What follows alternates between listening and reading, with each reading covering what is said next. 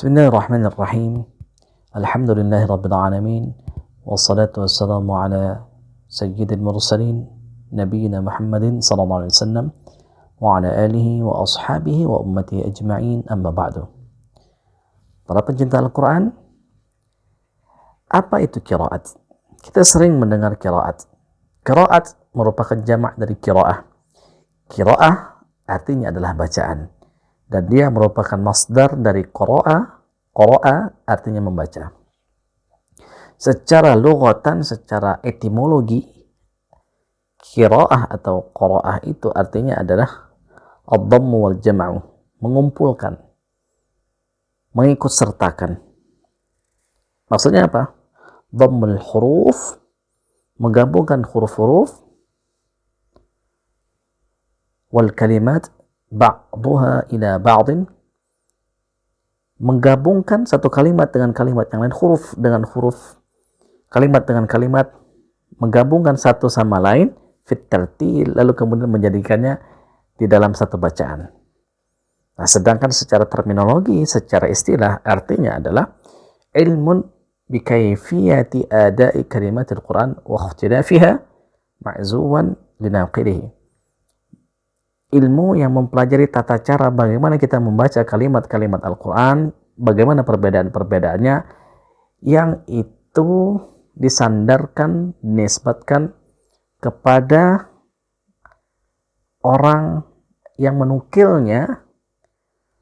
Tentunya penukilan tersebut sampai sanadnya atau mata rantainya kepada Rasulullah SAW.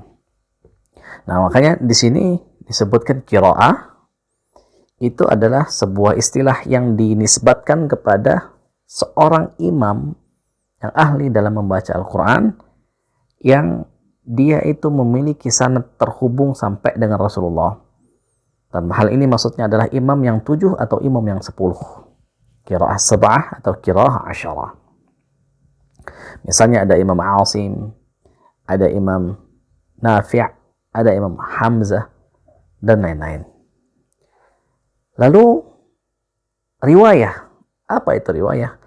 Riwayah itu adalah sebuah istilah yang dinisbatkan kepada seorang ulama Al-Quran, seorang imam, yang dia itu telah menukil daripada imam qiraah.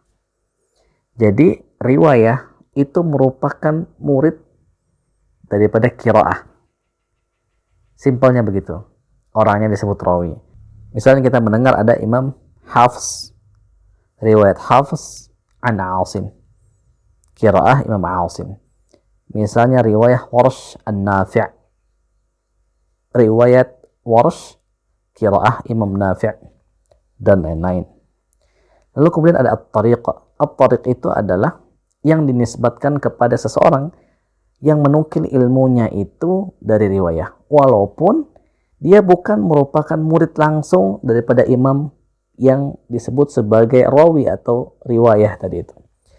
Misalnya contohnya Imam Syatibi. Imam Syatibi bukan merupakan murid langsung daripada Imam Hafiz, tetapi ada banyak mata rantai yang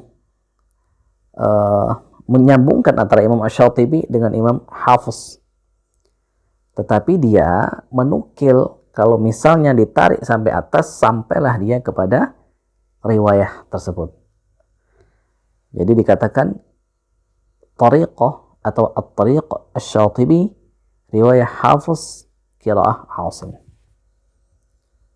Nah, apa faedahnya kita mengetahui secara umum tentang qiraah, riwayah, dan tariq ini adalah faedahnya bahwa Al-Quran ini bukan soal ijtihad, bukan soal percobaan, bukan soal suka-suka, tetapi Al-Quran ini adalah penukilan, diambil dari guru ke gurunya, terus sampai kepada thariqnya, sampai kepada riwayah, sampai kepada qiraah, sampai kepada tabi'in, sampai kepada sahabat, sampai kepada Rasulullah SAW, sampai kepada Jibril alaihissalam, sampai kepada Allah subhanahu wa ta'ala, Rabb kita.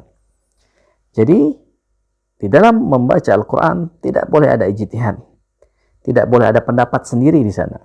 Harus semuanya sesuai dengan periwayatan, harus sesuai semuanya dengan sanad, harus sesuai dengan apa yang diajarkan oleh Allah Subhanahu wa taala kepada malaikat Jibril alaihissalam, kepada Rasulullah SAW, kepada para sahabat radhiyallahu anhum, kepada para tabi'in rahimahumullah, dan terus sampai ke guru-gurunya dan sampai kepada kita.